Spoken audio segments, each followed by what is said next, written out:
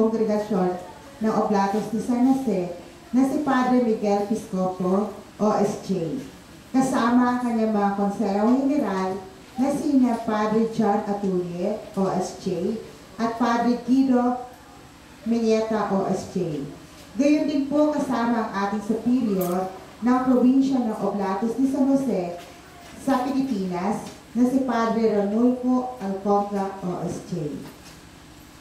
Ating pong ialay sa misang ito ang pasasalamat ni na Mr. and Mrs. Tundag and family, Mr. and Mrs. Cabulayan, Victor Villones and family, Mr. and Mrs. Paul and Banji, Sacred Heart of Jesus, La Bastida family, Rainy P. Dugito and family, Mita B. Piliena, Carriedo family, Virgin Malate, the Ocache and family, Cortez family, Cesar and Urbano Consuelo and family, Aguilar family, the Fair family, Rason family, Diso family, Lizardo family, Cabilonia family, Pat and Let Aburot,